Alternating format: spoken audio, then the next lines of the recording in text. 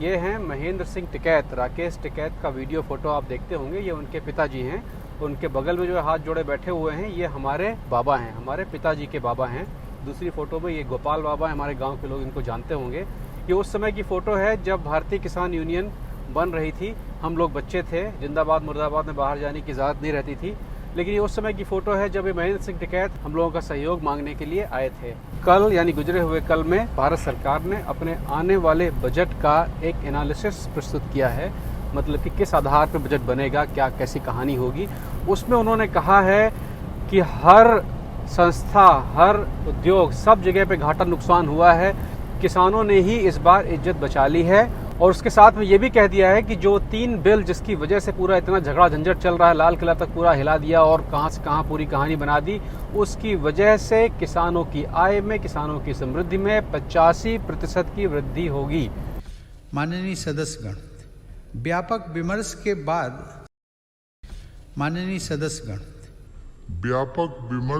बाद संसद ने 7 महीने पूर्व 3 महत्वपूर्ण कृषि सुधार, इन कृषि सुधारों का सबसे बड़ा लाभ भी 10 करोड़ से अधिक छोटे किसानों को तुरंत मिलना शुरू हुआ। झूठ बोले कौवा काटे। आप में से बहुत सारे लोगों को पता होगा कि वो 3 बिल कौन से हैं और बहुत सारे लोगों को शायद ना पता हो कि वो 3 बिल कौन से हैं। तो यहाँ पर उन 3 बिलों को बहुत आसान भाषा में अगर आपको मैं बताने की कोशिश करूं, 3 बिल कौन कौन से हैं, 3 नियम कौन कौन से हैं। ये संशोधित बिल है। पहला बिल है एसेंशियल कम्युनिटी अमेंडमेंट बिल 2020। पहला है आवश्यक वस्तु अधिनियम। आवश्यक वस्तु क्या होता है? आवश्यक वस्तु हो गया गेहूं, दाल, चावल, तेल, नमक, प्याज, ये सब आवश्यक वस्तु है। नियम ये था कि 1955 से एक नियम लगा दिया गया था कि कोई भी व्यक्ति किसी भी चीज का भंडारण नहीं कर सकता है। मतलब कि 1955 के पहले सेठ साहूकार लोग, पुरानी पिक्चर आप देखते होंगे तो उसमें दिखाई पड़ता होगा कि सेठ साहूकार लोग जमाखोरी कर लेते थे और उसकी वजह से दाम चीज़ों के बहुत बढ़ जाते थे। खास तौर पर जब युद्ध वगैरह का समय हुआ तब उस समय बहुत किल्लत हुई। तो 1955 में सरकार ने एक नियम बना दिया कि अब कोई जमाखोरी नहीं करेगा, जमाखोरी एक अपराध होगा। इस अधिनियम, इस संशोधन के तहत अब जमा करना संभव हो जाएगा। मतलब कि अब जमाखोरी की जा सकेगी। मतलब कि अब जो बड़े सेठ साहूकार हैं वो बहुत बड़ी मात्रा में चीज़ों को इकट्ठा कर सकेंगे और बाद में बाजार में बेच सकेंगे। सरकार ने ये भी साथ में कह दिया है कि किसान भी कर सकेंगे। अब भैया किस किसान के पास जगह है इतनी जो इतना सारा कर पाएगा?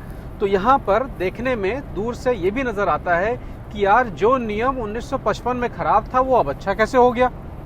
और कहीं वही कहानी दोबारा तो नहीं होगी कि बड़े बड़े सेठ साहूकार लोग बहुत सारा सामान एक साथ खरीद लेंगे किसानों से और उसके बाद में भंडारण करके रख लेंगे और फिर बाद में महंगा बेचेंगे। यही है ना, इसी चीज़ का डर है। यही होता था 1955 के आसपास। लेकिन 1955 से अब की स्थितियां बदल गई हैं। अब हम लोग ग्लोबलाइजेशन में रहते हैं। अब हमारे लिए बॉर्डर दुनिया के खुले हुए हैं। इसलिए भंडारण करके कीमत बढ़ाना अब उतना संभव नहीं रह गया है जितना कि पहले था। मतलब कि मान लीजिए कि सरसों के तेल का भंडारण कर लिया, सारा सरसों का तेल खरीद लिया और आपको बेच ही नहीं रहे हैं। उसके बाद जब सब खत्म हो गया तब बेचने के लिए आए तो आपको क्या लगता है कि चीन से नहीं आएगा? आपको नहीं लगता है कि बाहर से नहीं आएगा? क्यों नहीं आएगा? अब सारी चीज़ें खुल गई हैं। इसलिए भंडारण की वजह से दाम बढ़ना उतना संभव नहीं है जितना 1955 में था। तो इस समय जो लोग आंदोलन में हैं वो इस चीज़ को भूल जाते हैं या इस चीज़ पे ध्यान नहीं दे रहे हैं कि हम लोग 2021 में रह रहे हैं।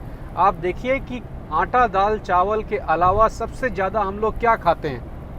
सबसे ज़्यादा हम लोग टेलीफोन की बैटरी खाते हैं इस समय। बड़ी अजीब बात है कि बात हो रही थी कृषि की, घुसेड़ दिया टेलीफोन की बैटरी। लेकिन भंडारण में ये मामला बिल्कुल वैसे आ जाता है। जितनी ज़्यादा खपत है उतना ही ज़्यादा भंडारण है और उतना ही ज़्यादा खरीद है। तो उसकी वजह से आप देखिए कि हर जगह पर ये चीज़ें मौजूद हैं। कितना बड़ा भंडारण है बैटरियों का। तो इस संशोधन से जो सरकार कहती है इसमें किसान का नुकसान नहीं है। लेकिन जब सरकार कहे कि किसान का नुकसान नहीं है तो इसका मतलब किसका नुकसान है? हकीकत में इसमें खरीदार और छोटे दुकानदारों का नुकसान है, क्योंकि सुपरमार्केट वगैरह सीधे किसान से खरीदेंगी तो वही सब्जियां जो आपके मोहल्ले का सब्जी वाला जितने पैसे में बेचता है उसी पैसे में या उसी पैसे के आसपास में वही सब्जियां सुपरमार्केट में बिकेंगी। तो आपका जो छोटा दुकानदार है जो केवल सब्जी रखा हुआ है, उसके पास ग्राहकों की संख्या अपने आप कम हो जाएगी, क्योंकि आप उतने ही पैसे में सुपरमार्केट में एसी में सब्जी खरीद पाएंगे। लेकिन किसान से खरीदना तो किसान से ही इन द एंड।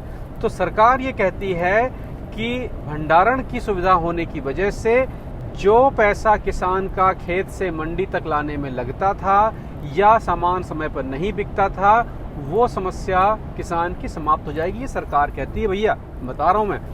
दूसरा है मूल्य आश्वासन बंदोबस्त और सुरक्षा समझौता। ये मैंने बिल्कुल ट्रांसलेट करके बता दिया है। इसमें है कि अब कॉन्ट्रैक्ट फार्मिंग संभव होगी। ये ऐसा नहीं है कि इससे पहले कॉन्ट्रैक्ट फार्मिंग नहीं होती थी, ये सन 2012 से चल रही है। अधिकतर ये दक्षिण में होती थी, लेकिन अब ये बहुत पैमाने पर संभव कर दी गई है। कॉन्ट्रैक्ट फार्मिंग क्या होता है? ये एक खेत है मौलाना साहब का, ये एक खेत है पंडित जी का, ये एक खेत है चौधरी साहब का। ये अलग अलग अपने हिसाब से खेती करते हैं। कॉन्ट्रैक्ट फार्मिंग में ये होगा कि अगर किसी बड़ी कंपनी को एक बड़ी मात्रा में कोई चीज या किसी अनाज की जरूरत है, तो वो किसान से समझौता कर सकता है और ये कहता है कि भैया आप इस सारे इलाके में गेहूं खाली बोइए और वो गेहूं हमको दे दीजिए, हमको आगे बिस्कुट बनाना है। ठीक है, तो अब उस सारे इलाके में केवल गेहूं बोया जाएगा, केवल गेहूं बोया जाएगा, तो उसकी वजह से गेहूं की लागत कम हो जाएगी, क्योंकि सब एक ही काम कर रहे हैं। और उसकी कीमत भी पहले से तय कर दी जाएगी कि भैया हम इतना पैसा देंगे और इतना गेहूं ले लेंगे, सब चीज पहले से तय है।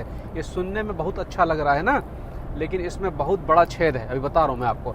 इसमें सबसे बड़ा छेद ये है कि इसमें कंपनी आके हर आदमी से बात करेगी, एक अधिकारी आके हर गांव के खेती वाले किसान से बात करेगा कि आप ये बो दीजिए, आप ये बो दीजिए, आप ये बो दीजिए। कहने का मतलब कि एक बड़ी कंपनी के अपोजिट साइड में 14 छोटे छोटे किसान हैं।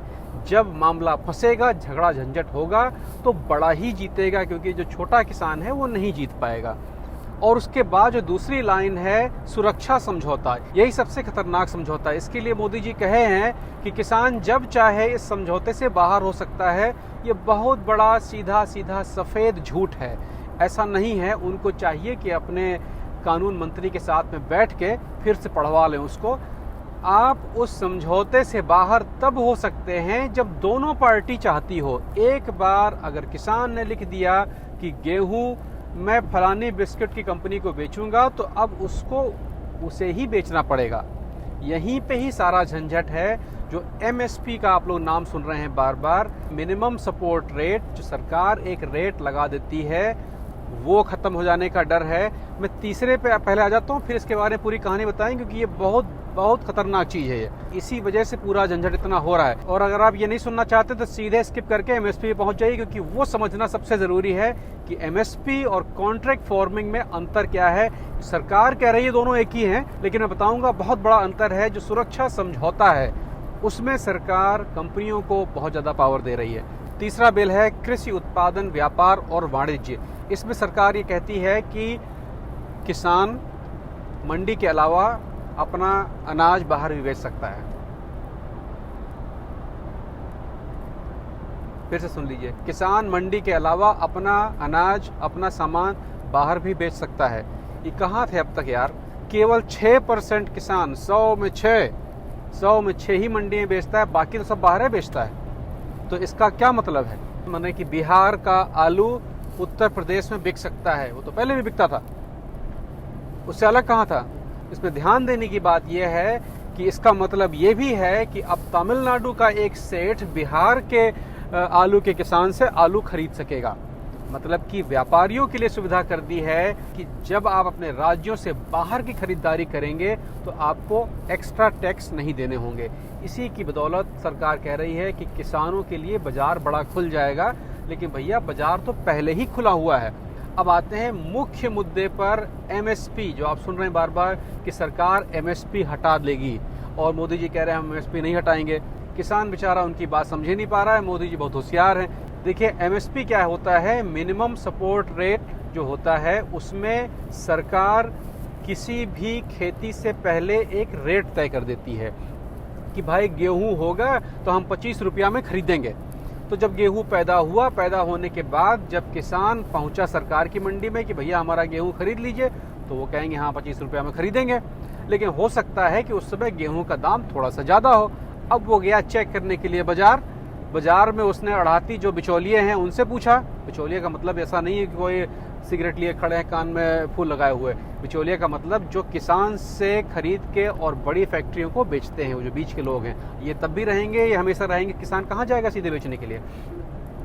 तो उससे पूछा कि गेहूं कितने का है, तो वो कहेगा भाई 30 रेट चल रहा है। तो अब किसान क्या करेगा? 25 में बेचेगा कि 30 में बेचेगा? किसान ने देखा कि यार वो 30 में बेच रहा है, 5 का फायदा वहां ज्यादा, वहीं बेच देंगे हम, वहां क्यों जाएंगे। और अगर कहीं रेट डाउन हुआ, वो अड़तिया बीच वाला बोला कि हम तो भाई 15 ही में खरीदेंगे, तो कहेगा हाँ जाओ रे, हम तो वहां पे जाके 25 में बेचे आएंगे अपना सरकारी। तो जब MSP रहता है तो किसान के पास एक आधार होता है कि इतने पैसे में ये सामान बिकना चाहिए।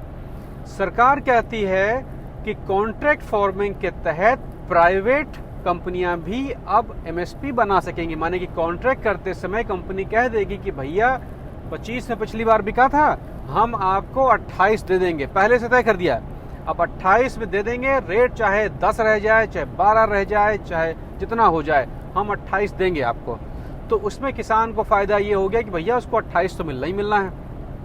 लेकिन उसमें है सुरक्षा कानून, वो सुरक्षा किसान की भी करेगा, माने कि जब अगर 28 से कम हो गया तो कंपनी को देना पड़ जाएगा, और वो सुरक्षा कंपनी की भी करेगा, माने कि 28 से बढ़ गया तो बढ़ा पैसा नहीं मिलेगा और किसान बाहर बेच भी नहीं सकता है। माने कि प्राइवेट MSP की वजह से अगर आपने कॉन्ट्रैक्ट कर लिया तो आपको गेहूं वहीं देना है, भले ही बाजार में 150 रुपया किलो के हिसाब से बिक रहा हो।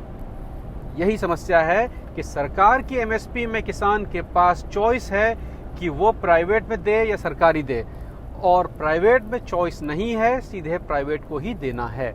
अच्छा, सरकार भी बहुत होशियार है। सरकार कह तो रही है कि हम MSP नहीं हटाएंगे, लेकिन MSP को वो इतना कमजोर कर देंगे कि वो MSP किसी काम के लायक नहीं रह जाएगा। आज भी MSP मतलब सरकारी जो खरीद है वो केवल 11% होती है। मतलब कि 100 में 11 ही किसान है जो उसको बेच पाता है, और सबसे ज्यादा पंजाब का किसान है जो इस सरकारी उपक्रम का फायदा उठाता है, उठाना भी चाहिए। तो सारा खेल इसी जगह का है कि किसानों को चिंता ये है कि जब प्राइवेट लोग आ जाएंगे तो ये MSP वाला हिसाब किताब और कम हो जाएगा, और धीरे धीरे सरकारी खरीद, सब्सिडी की जो खरीद है वो कम हो जाएगी, और प्राइवेट खरीद ही रह जाएगी, और प्राइवेट वाले बाद में अपना गोलबंदी करके कीमत और कम कर लेंगे। और ये बिल्कुल सही चिंता है, लेकिन आपको ये भी सोचना होगा कि आप सब्सिडी और सहयोग के सहारे कब तक रहेंगे। आपको संगठित खेती आज नहीं तो कल करनी ही होगी। नहीं करेंगे तो आप खत्म हो जाएंगे, या वही बैल और हल में लगे रह जाएंगे, तरक्की नहीं होगी। अच्छा, ये जो MSP वाला गेहूं होता है, यही बाद में 25 रुपया में सरकार लेके 2 रुपया में राशन कार्ड से जो बेचती है, ये वही गेहूं होता है। और सरकार बार बार ये कहती है कि उनके क्रियाकलापों की वजह से किसानों की इनकम 21% बढ़ जाएगी या बढ़ गई है, ये कहती है। लेकिन हकीकत ये है कि जब से भारत आज़ाद हुआ है तब से लेके आज तक किसानों की इनकम 21% बढ़ गई है। ये बात सही है, लेकिन 21% क्या होता है? अगर आप सरकारी कर्मचारियों पे जाएंगे तो उनकी इनकम 128% बढ़ी है, और जो ये टीचर हैं जो पढ़ाते हैं गाँवों में, उनकी इनकम 200 गुना बढ़ी है। उनकी इनकम 200 गुना बढ़ी है। तो उनके मुकाबले अगर आप किसान को रखेंगे जो कि दिन भर मेहनत करता है, उसको 21% बढ़ा है। बाकी जो खरीदार हैं, बाकी जो कर्मचारी हैं, बाकी जो नौकरी पेशा हैं, उनकी इनकम 200 गुना बढ़ गई है। मतलब यह है कि किसान से खरीद के जब कोई प्राइवेट कंपनी बाजार में बेचेगी, और अगर वो 200 गुना दाम बढ़ा के भी बेचती है, तब भी वो आपको महंगा नहीं लगेगा, क्योंकि आपकी इनकम ऑलरेडी 200 गुना बढ़ी हुई है। मतलब अगर आपको किसान के बराबर आना है तो आपकी इनकम अगर 200 गुना कम कर दी जाए, तब आप किसान को महसूस करेंगे। मतलब कि जो टीचर इस समय 35-40 हज़ार रुपया कमा रहे हैं, उनकी इनकम किसान के बराबर अगर कर दी जाए, माने कि 6 से 6.5 हज़ार रुपया महीना कर दी जाए, तब एक आइडिया मिलेगा। ये बराबरी का हिसाब किताब है, इसीलिए आत्महत्या होती है। अभी टीचर है, डॉक्टर, ये कर दीजिए जरा 200% कम, वहीं लटक जाएगा पंखे में। तो जब तक MRP नहीं डिसाइड होगा तब तक ये समस्या ऐसे ही चलती रहेगी। और ये जो बिल हैं ये बदलाव के लिए हैं और ये एक दिन में नहीं बदलेंगे। कहने का मतलब ये है कि जब भी कोई नया कानून आता है उसमें हमेशा कमी होती है और वो समय के हिसाब से धीरे धीरे सही होता जाता है, और जो पहले लोग उसको फॉलो करते हैं उसको उनका सबसे बड़ा नुकसान होता है। इस बिल में सरकार की मंशा जो है वो सही नहीं रही, क्योंकि इस बिल की जानकारी उन लोगों को पहले से दे दी गई जो लोग किसान से प्रोडक्ट खरीदने वाले थे, जो लोग किसान से अनाज खरीदने वाले थे। माने कि उनके बड़े बड़े गोदाम ऑलरेडी बन चुके हैं। उसके बाद कोरोना की आड़ में बिना बातचीत के ये बिल पास करा दिया गया। उसकी वजह से लोगों में अविश्वास ज़्यादा है। और क्यों ना हो भाई, आप कोई नया बिल लेके आ रहे हैं तो आप उनसे बात तो करेंगे ना कम से कम। तो ये कहानी है तीनों बिलों की। मुझे किसी ने अभी बताया है, ये मैं क्लियर कर लूँ तब मैं आपको बताऊंगा, कि 26 जनवरी वाले दिन जो लोग लाल किले पर थे वो थे तो किसान ही, लेकिन उनके अगुआ लोग जो थे, जो 4-5 लोग थे गिनती के जिन्होंने शुरुआत की थी, बाकी तो रेला पीछे से गया था, वो लोग संभवतः सरकार के लोग थे। लेकिन जैसे ही इसके बारे में और डिटेल आएगी आपको हम बताएंगे। अभी तक डिटेल ये है कि शर्म से सिर झुका है, ऐसा नहीं होना चाहिए था।